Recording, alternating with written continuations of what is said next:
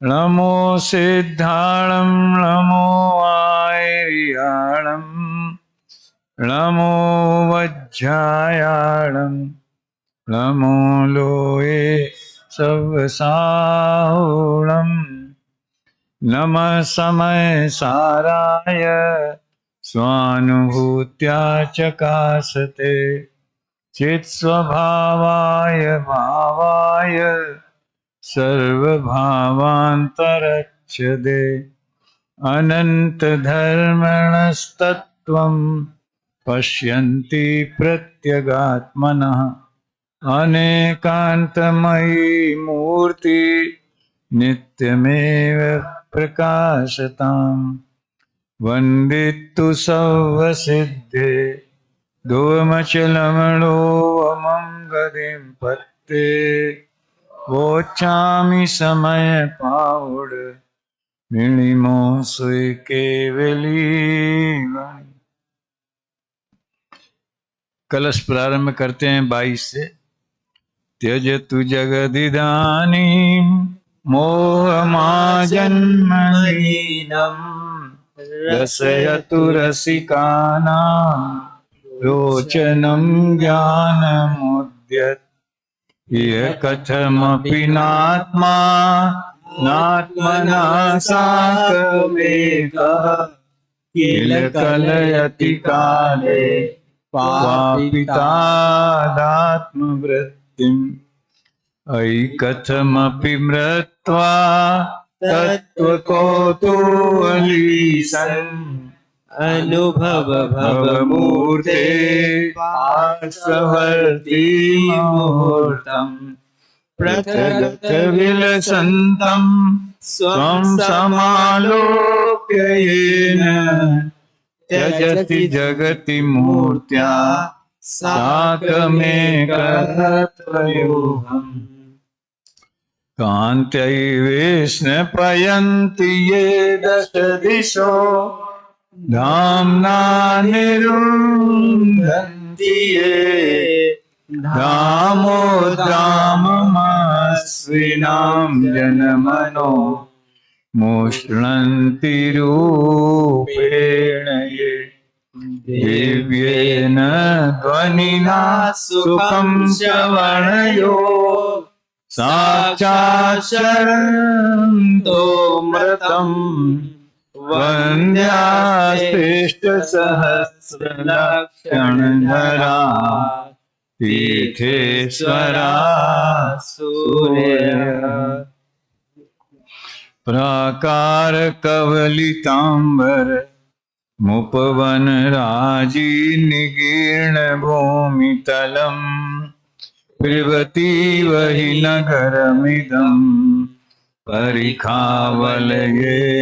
पातालम् नित्यमविकारसुस्थित सर्वाङ्गमपूर्वसहजलावण्यम् अक्षोभमिव समुद्रम् जिनेन्द्ररूपं परं जयति एकत्वे व्यवहारतो न तु पुनः कायात्मनो निश्चयान् नुस्तोत्रं व्यवहारतोऽस्ति वपुषः स्तुत्यानतत्त्वतः स्तोत्रं निश्चयतः भवति चेत् स्तुत्यैव सैवं भवेत् नातस्तीर्थकरस्तवोत्तरबलात् एकत्वमात्माङ्गयो इति परिचिततत्त्वैरात्मतायैकतायां नय विभजनयोक्त्यात्यन्तमुच्चादितायाम् अवतरति न बोधो बोधमेवाद्य कस्य स्वरसरभसकृष्टः प्रस्फुटन्नेक एव अवतरति न यावत् मूर्तिमत्यन्तवेगा धनवमपरभाव त्यागद्रष्टान्तदृष्टि झटिति सकलभावै धन्यधीयै विमुक्ता स्वयमियमनुभूतिस्तावदाविर्बभूव सर्वतः स्वरसनिर्भर भावम् चेतये स्वयमहं स्वमियेकम् नास्ति नास्ति मम कश्चन मोह शुद्धचिद्घनमहोनिधिरस्मि इति सति सह सर्वैरन्यभावैर्विवेके स्वयमुपयो बिभ्रदात्मानमेकम् प्रकटित परमार्थै दर्शनज्ञानवृत्तै यत्परिणतिरात्मा नामैव प्रवृत्तः मज्जन्तु निर्भरममी सममेव लोका आलोकमुच्छलति शान्तरसे समस्ता आप्लाव्य विभ्रमतिरस्करणी परेण प्रोन्मग्न एष भगवानवबोध सिन्धु प्रोन्मग्न एष भगवान् नवबोध सिंधु। जैसा कि पहले आपसे कहा है, यदि एक बार इन कलशों का आप अन्वयार्थ लगा लें, समझ लें, फिर दोबारा जब ये कलश पढ़ेंगे तो आपको हिंदी देखने की जरूरत नहीं पड़ेगी और सहज ही जैसे हिंदी पढ़ने पे उसका अर्थ भाषित होता चला जाता है, वैसे संस्कृत से होता जाएगा। जो पावर या कहने चाहिए शक्ति संस्कृत भाषा में है, वो उतनी हिंदी में तो नहीं आ पाती। चलिए, अपन ने कल 15वें और 16वें कलश पर चर्चा की है। आज 17, 18 और जैसा भी समय होगा आगे अपन कलश पर चर्चा करते।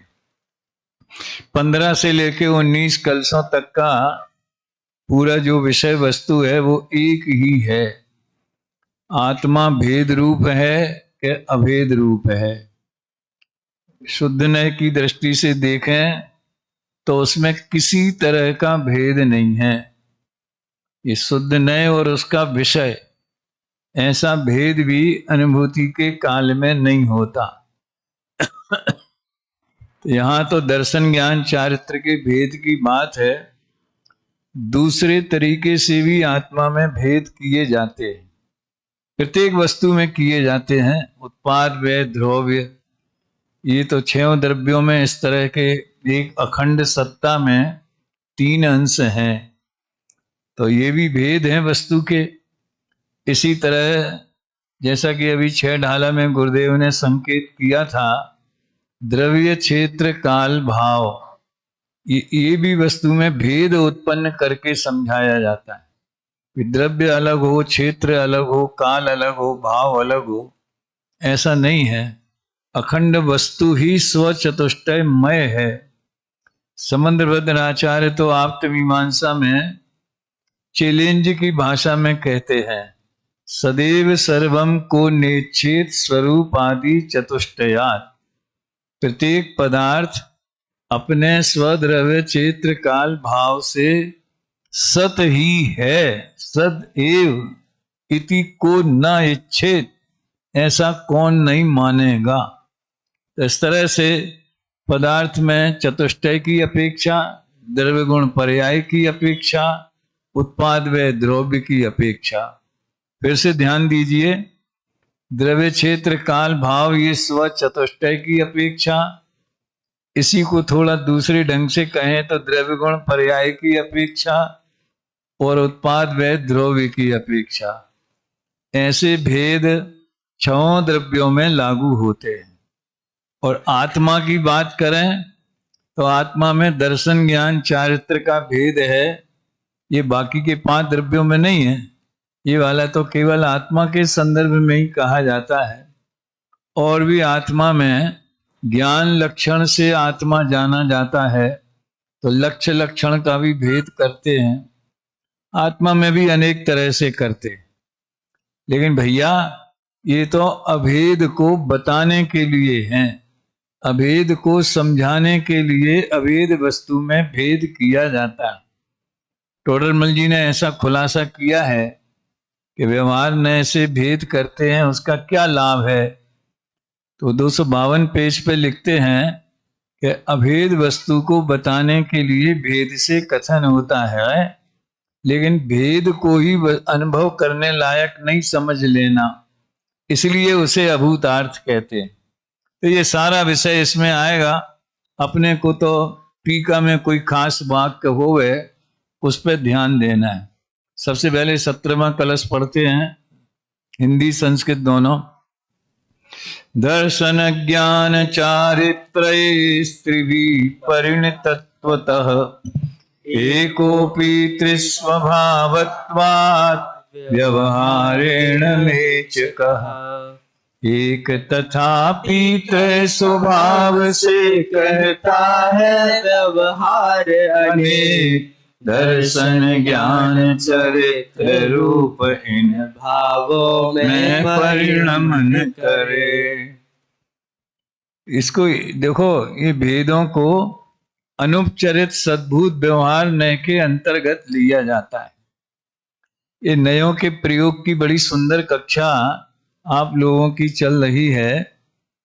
उसमें एक विशेष बात ध्यान देने की ये है कि जैसे हम कहेंगे कि भेद में कौन सा नय लगेगा, या ज्ञान दर्शन चारित्र में कौन सा नय लगेगा, या आत्मा में राग द्वेष हैं या क्रोध आदि भावों में कौन सा नय लगेगा। तो इसमें ये शॉर्टकट लैंग्वेज है। अगर इसका फुल फॉर्म समझ में नहीं आया तो फिर ये नए समझ में नहीं आएंगे। नए किसी वस्तु के निरूपण में लगते हैं, वस्तु में नहीं लगते। भेद में भी नए नहीं है, भेद व्यवहार है और अभेद निश्चय है, ऐसा नहीं है। सुनो ध्यान से क्या कह रहे हैं, बोला ऐसे ही जाता है, अभेद सो निश्चय, भेद सो व्यवहार।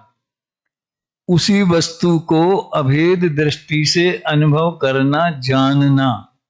तो आत्मा अभेद है, इस नए इस विवक्षा से जानना, उस विवक्षा का नाम नय है। अभेद धर्म का नाम निश्चय नहीं है डॉक्टर साहब। अभेद धर्म का, किसी टोडरमल जी का वो फार्मूला याद रखो, किसी वस्तु का नाम निश्चय और किसी वस्तु का नाम व्यवहार। किसी द्रव्य भाव का नाम निश्चय और किसी द्रव्य भाव का नाम व्यवहार, ऐसा नहीं है। एक ही वस्तु के भाव को उस स्वरूप निरूपण करना सो निश्चय और अन्य रूप निरूपण करना सो व्यवहार। तो निरूपण करने के साथ जानना भी लेना, पहले जानना होता है तभी तो निरूपण करता है। तो आप देखिए, अब हमने भगवान आत्मा अभेद रूप एक शुद्ध चैतन्य मात्र है, इस तरह से आत्मा का निरूपण अभेद दृष्टि से किया तो निश्चय नहीं हो गया। और उसमें अब शुद्ध चैतन्य क्या होता है, कैसा होता है, तो दर्शन ज्ञान चारित्र जिसमें है उसे आत्मा कहते हैं।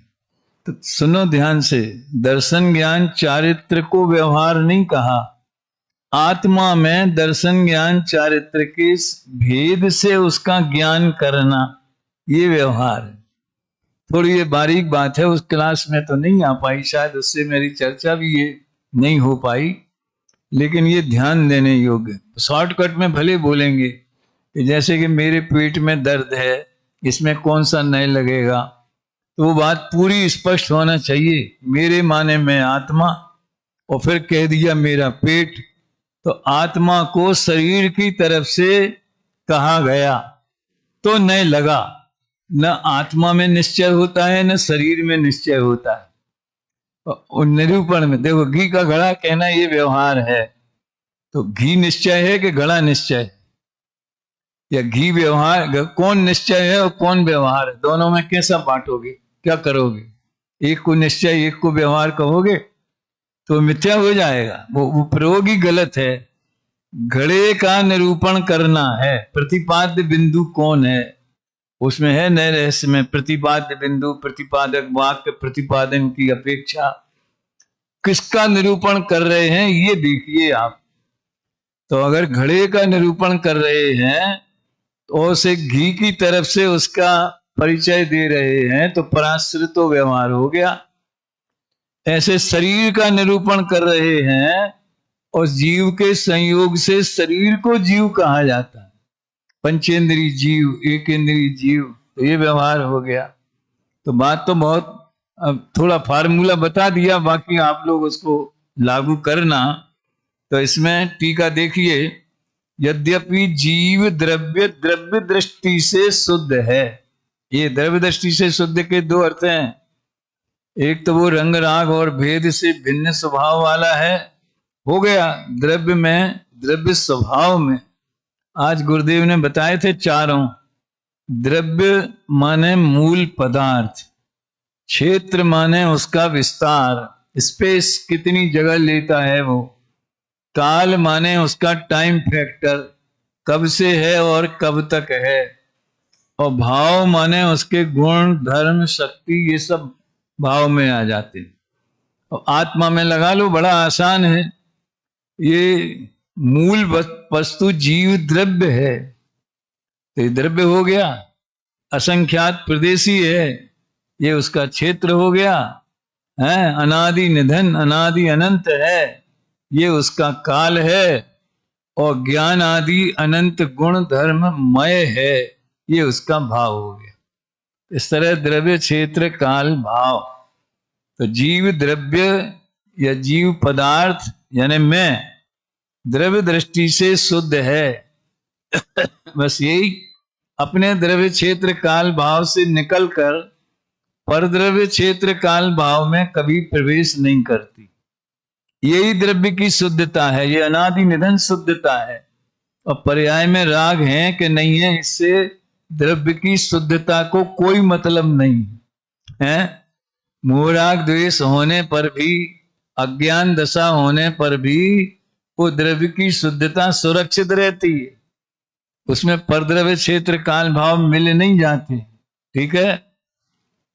और भेद विज्ञान होने पर अनुभव में आ गई वो शुद्धता, तो भी द्रव्य में कुछ बढ़ नहीं जाता। ये सुना होगा आपने, सम्यक दर्शन हो गया तो शुद्धात्मा के गुणों में, उसकी पर्यायों में, उसके स्वभाव में, उसकी शक्तियों में कुछ बढ़ गया, बोनस मिल गया।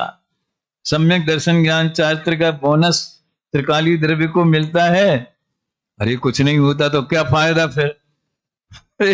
जिस पर्याय में अशुद्धता है वो दुखी है, उसको ही सुखी होना है, तो इसलिए पर्याय की शुद्धता इष्ट है। समझ में आता है?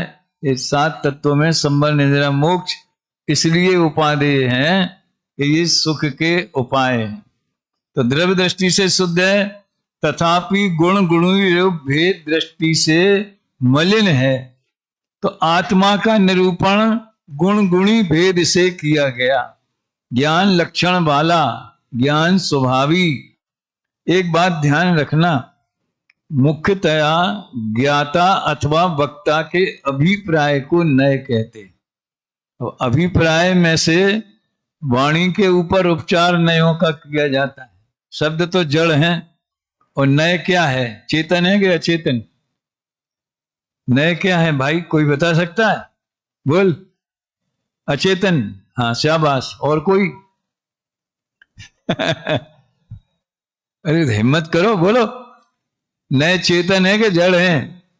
या मुझे तो पता ही नहीं था। हाँ, शुद्ध विकल्प नया, इसलिए शुद्ध ज्ञान के ही विकल्प है, तो चेतन में जाएंगे। तू सही है कि ये सही है? वो कहता है पता नहीं, जो आप कहो सो सही है। ये होना चाहिए इस ढंग से, तर्क शक्ति से। हम कह रहे हैं चेतन है, लेकिन क्यों चेतन है? श्रुत ज्ञान के अंश हैं। समझ में आया? और नए चक्र के पहले भाग में पहला पाठ जो है, पहला अध्याय, द्रव्य नय और भाव नय। तो ज्ञानात्मक नयों को भाव नय कहते, क्योंकि वो ज्ञान की पर्याय, वो वो सॉफ्टवेयर है। भाव माने सॉफ्टवेयर, फीलिंग में आता है? और उसके उपचार से वाणी को नय कहते, तो वाणी को द्रव्य नहीं कहते। ये बात मैंने इसलिए बता रहा हूं कि एक वाक्य में कई तरह के नए लागू हो जाएंगे। जैसे वो आया था ना कि मैं नरक में दुखी होता हूं, तो बच्ची ने कहा था अपने को उसने नार की माना, इसमें ये नहीं लगा, और दुखी होता हूं इसमें अशुद्ध नहीं लग गया, या उपचारित सद्भूत व्यवहार नहीं लग गया। तो कौन से एक वाक्य में 4 तरह के नए लग रहे हैं, तो कौन सा लगाएं फिर? तो वक्ता के या ज्ञाता के अभिप्राय को नए कहते, यानी उसमें हम किस वस्तु का किस दृष्टि से निरूपण कर रहे हैं। क्या देखना होता है नयों में? किस वस्तु का, माने जीव का कर रहे हैं कि पुद्गल का कर रहे हैं कि किसका कर रहे हैं? मुख्यतः तो ये 2 ही होते हैं। तो किसका निरूपण है, किस अपेक्षा से है, और अगर अध्यात्म में कन्वर्ट करना हो तो किस प्रयोजन से है। अकेला नए समझा और उसका प्रयोजन नहीं समझा तो कोई मतलब नहीं है। आत्मा को शुद्ध जानना, क्यों जानना? वो बबलू जी का है ना, वो भाई और हाउ। समझ में आया ना? याद है कि नहीं? भाई और हाउ। तो क्यों शुद्ध है, हम क्यों जाने शुद्ध? शुद्ध नहीं की दृष्टि से क्यों देखें? इसमें लिखा है शुद्ध स्वरूप का अनुभव उपादेय है। कल आया था ये। क्यों उपादेय है? सुखी होने के लिए। अब एक बार और क्यों लगा दो, क्यों सुखी होना है? अरे यार, ये कोई बात हुई? सुख जीव का स्वभाव है, दुख से डरना और सुख चाहना ये प्रत्येक जीव की स्वाभाविक प्रवृत्ति है। अब स्वभाव में खत्म होएगा, क्यों का अंत कहाँ आएगा? जहां अगर कार्य कारण मीमांसा है तो होनहार पे क्यों का अंत आएगा। सुना ध्यान से, कारण कार्य की विवक्षा चल रही है तो क्यों का अंत भवितव्यता, ऐसा ही होना था।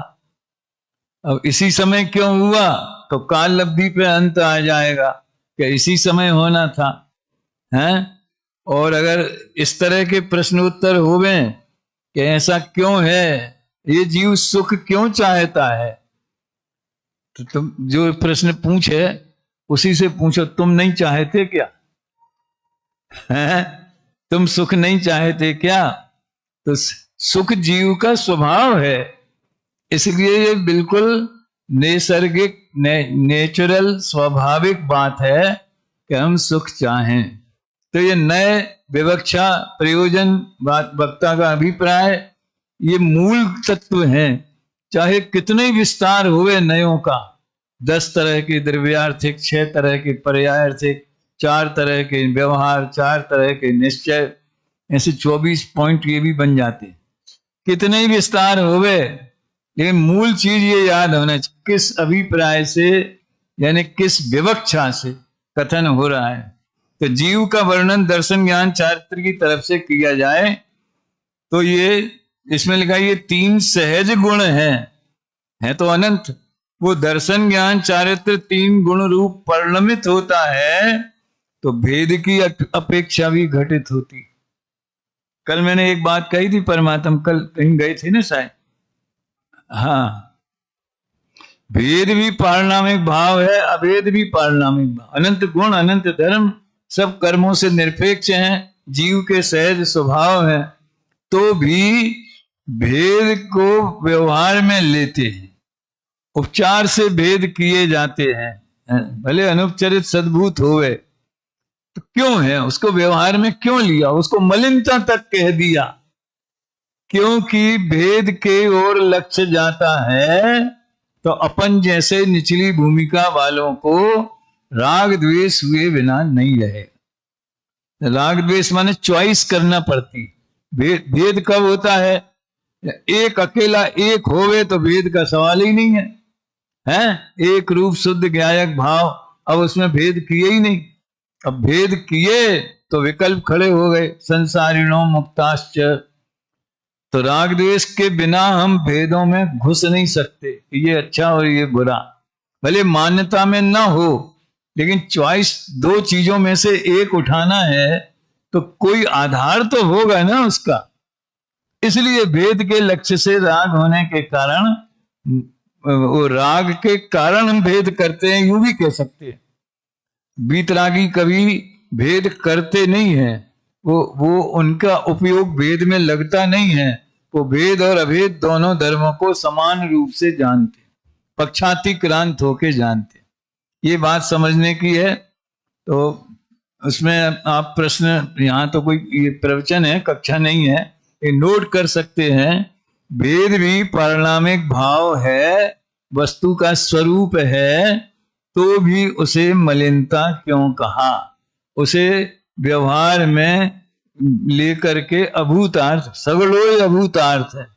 चारों तरह के व्यवहार, अनुपचरित सद्भूत व्यवहार जो निश्चय नहीं के बिल्कुल बगल में बैठता है। समझ में आया ना? प्रधानमंत्री के जैसे गृह मंत्री होते हैं या उप प्रधानमंत्री, वैसे बैठता है।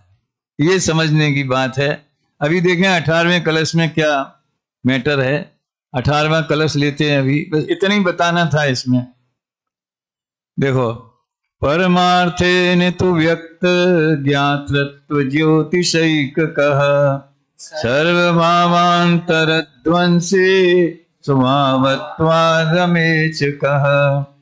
निश्चय से है एक आत्मा व्यक्त ज्ञानमय ज्योति स्वरूप, भावांतर विध्वंस स्वभावी अतः शुद्ध है एक स्वरूप। इसमें कोई संदेह नहीं है। गुरुदेव को अमृत चंद्राचार्य की इतनी महिमा आती थी तो अपन थोड़ा बहुत संस्कृत व्याकरण और संस्कृत की ताकत समझ गए। और अकेले भाषा ज्ञान नहीं, उसका जो भाव कितना गहरा है। भावांतर सर्व भावांतर ध्वंसी स्वभावत्वात् अमेचकः है। गुरुदेव क्या बोलते थे अमृत चंद्राचार्य के लिए, जानते हैं आप? भरत क्षेत्र में ऐसी टीका दूसरी कोई नहीं। आत्मख्याति टीका के लिए इतना उनका रोम रोम उल्लसित होता था, पुलकित होता था।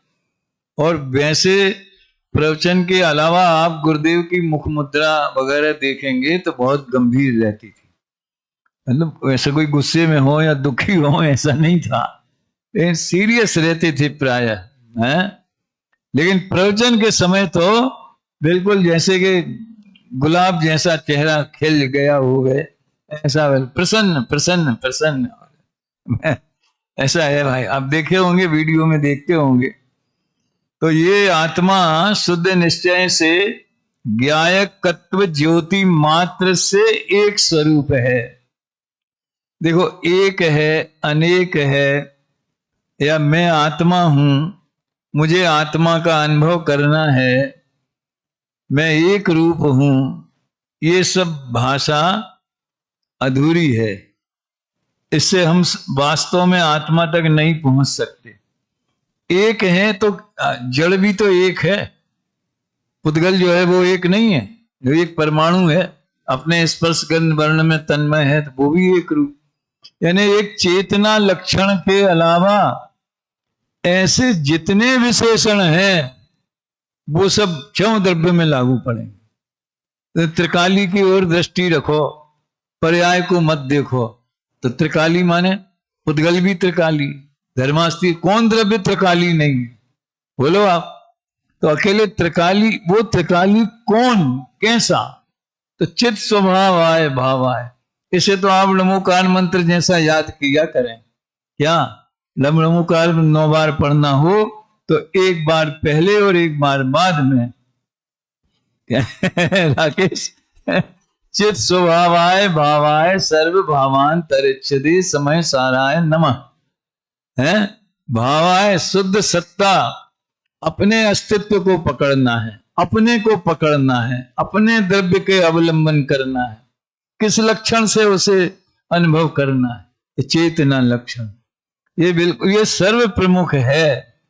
चेतना की तुलना चैतन्य लक्षण की यानी चैतन्य रूप परिणमन की उपमा मैं शरीर के 2 अंगों से देता हूं। एक तो फेस, चेहरा, चेहरे से व्यक्ति की पहचान होती है, मतलब गुणों की पहचान वाली बात नहीं कि विद्वान है कि सज्जन है कि दुर्जन है, ऐसा नहीं।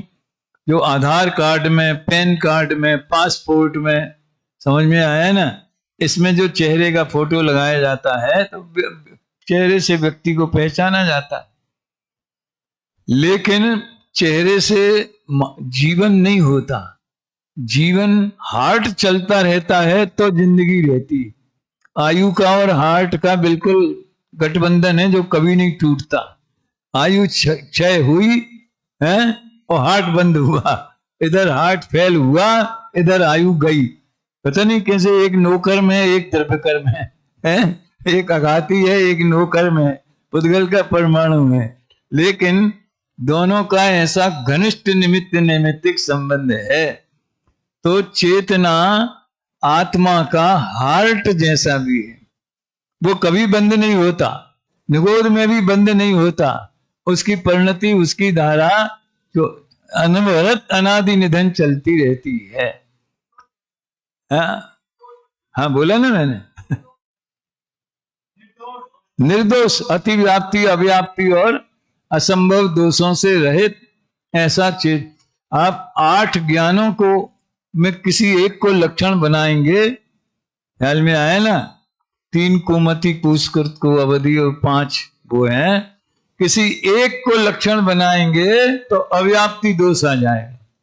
और 8 चतुराण दंसन सामान्यम जीव लक्षणम बणियम, उपयोग सामान्य को लक्षण बनाएंगे तो कोई दोष नहीं आएगा, वो निगोद से लेके सिद्ध तक कायम है। इसमें टीका देखो आप, जिसमें ज्ञान, इसलिए कहते हैं ज्ञान प्रकाश, ज्ञान मात्र, चेतना स्वरूप, उपयोग लक्षण, ये चीजें अपने चिंतन में घुल मिल जानी चाहिए। तो समझ लो हम थोड़ा वस्तु के नजदीक पहुंच सकते। जिसमें ज्ञान प्रकाश स्वरूप स्पष्ट है, ऐसे परमार्थ यानी शुद्ध द्रव्य दृष्टि से जीव वस्तु निर्विकल्प है। देखो बोल्ड में लिखा है इसमें, शुद्ध निर्भेद वस्तु मात्र ग्राहक ज्ञान को निश्चय नहीं कहते। वस्तु में नए नहीं होते।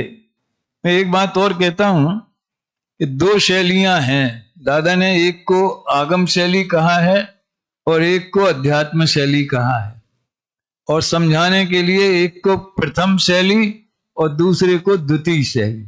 निश्चय व्यवहार को प्रथम शैली में लिया, द्रव्यार्थिक पर्यार्थिक को द्वितीय शैली में लिया। अब वस्तु में, वस्तु के निकट कौन है, जैसे मैं कहते रुमाल है, इसमें द्रव्य गुण पर्याय हैं, इसलिए द्रव्यार्थिक पर्यार्थिक वस्तु स्वरूप के निरूपक नए हैं। ठीक है, उनका विषय वस्तु में है, द्रव्य को मुख्यता करे उसका नाम द्रव्यार्थिक नए, पर्याय की मुख्यता करे उसका नाम पर्याय। इसमें निश्चय व्यवहार नहीं है। क्या मैंने ये भी नहीं कहा कि इसमें द्रव्यार्थिक पर्यार्थिक नए हैं, लेकिन उनका विषय तो है ना, द्रव्य पर्याय आत्मक तो वस्तु होती ही है ना, तो वो वस्तु के निकटवर्ती हैं। लेकिन निश्चय तो प्रयोजन के हिसाब से चलेगा कि क्या हमारा प्रयोजन है, और वो निश्चय व्यवहार बदलते भी रहते। जो ऐसे आत्मा रागादि का करता है, ये कथन निश्चय में भी जाता है, व्यवहार में भी जाता है। समझ में आया ना? तो इसलिए एक फार्मूला कभी कभी कहता हूं, वस्तु एक निरूपण 2, ठीक है, और कभी निरूपण 1 नए 2। कर्म के निमित्त कर्मोपाधि जन्य है रागादि भाव, रागादि भाव कर्मोपाधि जन्य है। किस नय का कथन है? समय सार कहेगा ये निश्चय नय का कथन है। पुरुषार्थ सिद्धोपाय कहेगा ये निश्चय नय का कथन है। जिसे ये आत्मा में है ऐसा भाषित होता है वो मूढ़ है। प्रतिभाति बालिशानाम है तदेव खलु भव बीज, 14वीं गाथा है शायद पुरुषार्थ सिद्धोपाय। जो कर्मोपाधि जन्य रागादि को अपने में मानता है आत्मा में, वो संसार में भटकता है, मूर्खों में मूर्ख है ऐसा। अब समय सार में ये नए कौन से नए में गया? निश्चय नए में, शुद्ध नए में। और अब आगम शैली में देखें तो ये कर्मोपाधि से तो विकार, कर्मों से तो विकार होता नहीं है, वो तो जीव के ही परिणाम। प्रवचन सार की 189 समझते हो? अब दादा हिंदी को अंग्रेजी में समझाते थे। 189 उसमें आत्मा रागादि का करता है, ये शुद्ध द्रव्य की निरूपणा है। ऐसे ऐसे नए प्रयोग हैं, इसके व्यसनी बनो, व्यसनी। समझ में आया ना? इस चीज का व्यसन लगना चाहिए। इसलिए तो वो वीर सागर खूब पढ़ो है।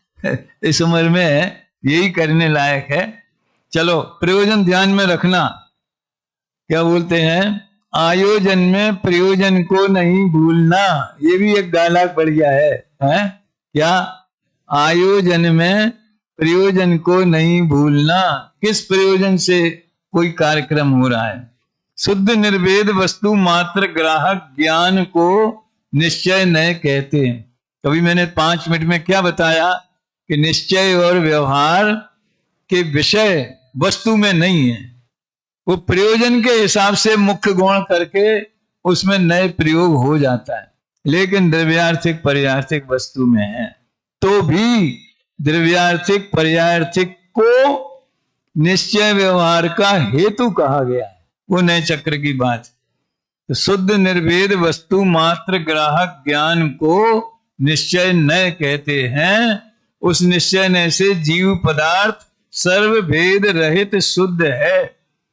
और द्रव्य कर्म, भाव कर्म, नो कर्म, इसमें एक और लगा दिया, अथवा जो गेय रूप पर द्रव्य हैं, भले वो गेयाकार रूप में अपने में झलकते हैं। ये भी बड़ा रोचक विषय है। गेय झलकते हैं, जो झलक रहा है वो गेय है कि ज्ञान है? वो भक्ति करते हैं आप कभी? गेय झलकते हैं ज्ञान की कला में, तू ही तो ऐसा कलाकार है। सृष्टि को पीता फिर भी अछूता, तुझ में ही ऐसा चमक। कौन सी भक्ति है? ओंकारमयी वाले हैं। तो गे झलकते हैं कि नहीं झलकते? अब इसमें ही निश्चय व्यवहार आ जाए।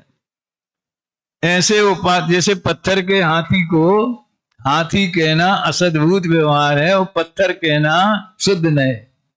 बोला बराबर है, पत्थर का हाथी बनाया। ऐसे ज्ञान में हुई रचना को गेय कहना और ज्ञान को गेयाकार कहना, ये असद्भुत व्यवहार है।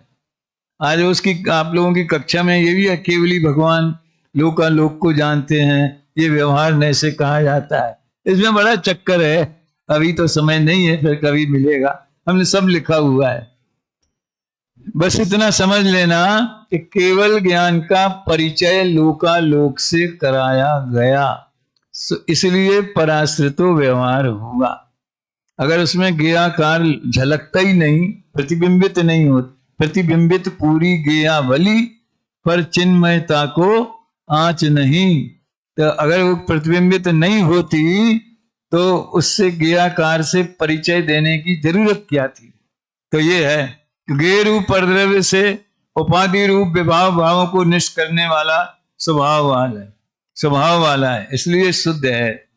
अब एक 19वां कलश और लेते हैं, वो भी सरल है। इसलिए आत्मनश्चिन्तयैवालं मेच कामेच कत्वयोः दर्शन ज्ञान चारित्र्यै साध्य सिद्धिर्न चान्यथा।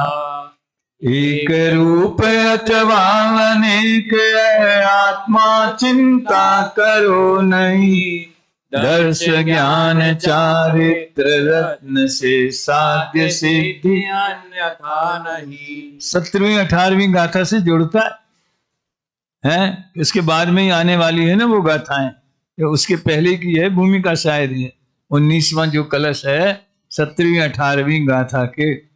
हे मोक्षार्थी, तो सर्वप्रथम आत्मा को जान, क्योंकि सम्यक दर्शन ज्ञान चारित्र से ही साध्य सिद्धि होती है।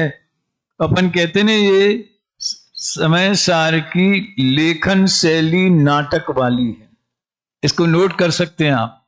समय सार की लेखन शैली नाटकीय शैली में लिखा है। तो जीव अजीव ने प्रवेश किया, वो निकल गए, है ना सब है। लेकिन वर्णन शैली न्याय वाली। लेखन और वर्णन में फर्क है थोड़ा। जो उन्होंने तत्व का निरूपण किया है वो न्याय शैली में किया है। और उसके सबसे पहले दर्शन 17वीं 18वीं गाथा की टीका में होते हैं, तथोपत्ति अन्यथा अनुपत्तिभ्याम। बोलो, अब इसको समझने के लिए परीक्षा मुक्त तो थोड़ी बहुत समझना पड़ेगी, है। तथोपत्ति अन्यथा अनुपत्तिभ्याम, तो तथोपत्ति से सिद्ध होती, ऐसा होगा तो ऐसा होगा, इसका नाम तथोपत्ति। दर्शन ज्ञान चारित्र होंगे तो साध्य की सिद्धि होगी। अग्नि होगी तो धुआं होगा, इसका नाम तथा उपपत्ति, तथोपत्ति। और ये नहीं होगा तो वो भी नहीं होगा। ए के बिना बी नहीं होता, ए के होने पर ही बी होता है। ये मैथमेटिक्स की लैंग्वेज में ए होने पर ही बी होएगा। देखो, कोई मान लो हमारे स्कूल में एक क्लास के 2 सेक्शन, कहीं कहीं ज्यादा लड़के होते 3 बना देते, 7th A, 7th B, 7th C। तो बी कब बनाएंगे? जब ए बनेगा 20-25 लड़कों का, तो बाकी के लड़कों का बी सेक्शन बनाएंगे। अब एक ही है तो 7th A लिखने की क्या जरूरत है? तो अकेली 7th क्लास चलेगी। समझ में आया ना? है तो अग्नि के बिना धुआं नहीं होता, रत्नत्रय के बिना साध्य सिद्धि नहीं होती। ये इसके बिना नहीं होगा, इसको बोलते अन्यथा अनुपपत्ति। तो तथोपत्ति अन्यथा अनुपत्तिभ्याम। तो आत्मा में दर्शन ज्ञान चारित्र, ये वाले दर्शन ज्ञान चारित्र अलग हैं, और वो जिसको मलिनता कहा है वो अलग है। समझ में? थोड़ा ध्यान देना जरा हुकुमचंद जी। ये जो है दर्शन ज्ञान चारित्र गुण भेद, वहां दर्शन माने दर्शनोपयोग, उसको मलिनता कहा भेद को। समझ, वो वहां गुण भेद को मलिनता कहा है। तो वो तो आत्मा में अनादि अनंत है, भेद भी है अभेद भी है, दोनों है। उससे साध्य सिद्धि होती कि नहीं होती, इससे कोई फर्क नहीं पड़ता। बात समझ में आती है? लेकिन ये जो है सम्यक दर्शन ज्ञान चारित्राणी मोक्ष मार्ग, ये वो वाले हैं, इनके बिना साध्य सिद्धि नहीं होती। साध्य माने क्या? सिद्ध अवस्था। पहले कलश की टीका, सिद्धत्वेन साध्यस्य आत्मन प्रतिचंद स्थानीयान, ये सिद्ध भगवान के लिए है। तो आत्मा सिद्धत्व से साध्य है। और अभी अपन ने 15वीं में भी पढ़ा था, साध्य साधक भावेन दुदैके समुपास्यताम। तो साध्य भाव से और साधक भाव से, तो सिद्ध दशा है वो हमारा साध्य है। हे स्वयं सिद्ध भगवान, तुम साध्य बनो मेरे अशरीरी सिद्ध।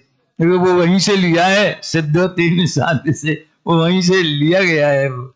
बस इतना है कि देखो भाई, इसमें भावार्थ पढ़ने लायक है इसका। वो राजमल जी का ही है, जहां भी भावार्थ लिखे हैं तो उनने बीच बीच में डाल दिए, अपन ने थोड़ा उसको अलग कर दिया। श्रुत ज्ञान से आत्मा का स्वरूप विचारने पर बहुत विकल्प होते हैं। ऐसा विचारने पर, अनुभव में विकल्प नहीं होते। कब होते हैं विकल्प? विकल्प माने अनेक तरह के विचार आते हैं रागादि सहित। तो एक पक्ष से विचारने पर आत्मा अनेक रूप है, दूसरे पक्ष से विचारने पर अभेद रूप है। ऐसा विचार करते हुए स्वरूप का अनुभव नहीं होता। मलिन है कि निर्मल, ऐसे ही आत्मा में पर्याय है कि नहीं है, पर्याय है कि नहीं है, पर्याय से रहित है कि सहित है, ये भी आत्मनश्चिंत यही मालूम। समझ में आया ना? ये विकल्प में मत पढ़ो। यदि विचार करते हुए अनुभव नहीं होता तो कैसे होता है? बढ़िया प्रश्न है, प्रयोजन भूत। देखो ये भी अमृत चंद्र से कम स्तर का नहीं है ये। मैं तो इसको आप अतिशयोक्ति मत समझना बेलोकर जी, हिंदी की आत्मख्याति है। पांडे राजमल जी की जो टीका है उसमें दम इतनी जबरदस्त है, वैचारिक गंभीरता हिंदी की आत्मख्याति जैसी है। अब ये बात आपको कहाँ मिलेगी कि विचार करते हुए अनुभव नहीं होता तो अनुभव कैसे होता है? वस्तु को प्रत्यक्ष रूप से आस्वादते हुए अनुभव होता है। अब प्रत्यक्ष आस्वादन माने, अब ये तो अनुपम है, इसे कोई उदाहरण दे सकते हैं। जैसे सामने थाली में मिठाई रखी है और उसकी बढ़िया बढ़िया गरम गरम बेसन के लड्डू बने हैं, तो वो तो जब बेसन सिकता है ना तो उसकी गंध तो बहुत दूर तक चली जाती है, तो सुगंध आ रही है, उससे मुंह में लार बन रही है, उसका रस बन रहा है, वो विचारात्मक है। और जब मुख में गया तो विचार खत्म हो गए और आनंद की अनुभूति प्रारंभ हो गई। ज्ञान तो है ही उस समय, यह आनंद की अनुभूति प्रारंभ हो गई। यह है प्रत्यक्ष, वहां इंद्रिय प्रत्यक्ष को बताया, यह अतीन्द्रिय प्रत्यक्ष है। बस वही ज्ञान में ज्ञान मात्र का अनुभव, शुद्ध स्वरूप के अवलोकन रूप दर्शन। यहां अवलोकन शब्द है, ये है श्रद्धा। कई जगह आपको श्रद्धा के लिए अवलोकन भी मिलेगा। दोनों का नेचर समान है। श्रद्धा भी निर्विकल्प सामान्य को विषय बनाती है अहमपने से, और दर्शनोपयोग निराकार सामान्य को विषय बनाता है, उसे भी निर्विकल्प कहते हैं। मैं एक फर्क समझना, दर्शनोपयोग का विषय सत सामान्य है और सम्यक दर्शन का विषय चित सामान्य है। ये फर्क विचार करना।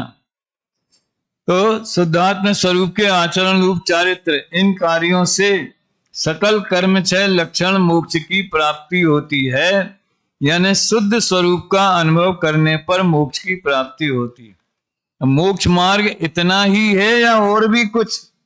इतना ही मोक्ष मार्ग है? बाकी जो कहा जाए सो व्यवहार, 29 भेद करते हैं व्यवहार के।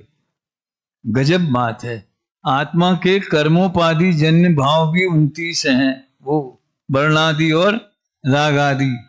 और सम्यक दर्शन ज्ञान चारित्र के भेद करे वे भी कौन कौन से 29? सम्यक दर्शन के 8 अंग, सम्यक ज्ञान के 8 अंग और चारित्र के 13 अंग। इस तरह वो व्यवहार से कहे जाते हैं। साध्य सिद्धि तो अन्य प्रकार से नहीं होती। क्या है वो? दर्शन ज्ञान चारित्र साध्य सिद्धि न चा अन्य था। इसमें वो तथोपत्ति और अनुपत्ति वाली भाषा है। तो बड़ा अच्छा लगा ये कलश के आधार पे थोड़ा अध्यात्म रसपान करने का प्रयास किया है। बाकी मैं समझता हूँ कब अवसर आएगा कलशामृत का, कभी आएगा तो देवलाली में तो चलेगा ही। यहाँ से जाएंगे तो संवर अधिकार से एक एक पंक्ति पंक्ति से बढ़ेगा। लेकिन यहाँ कोई जैसे पंच कल्याणक में कोई अवसर आया, वहां प्रासंगिक ज्यादा होते हैं, नहीं तो मुख्यतया प्रशिक्षण शिविर की रहती है। कल का मुझे पता नहीं है क्या शेड्यूल है कि नहीं, बाकी वो सूचना कर देंगे तो वैसा अपन करेंगे। अभी यहीं विराम लेते।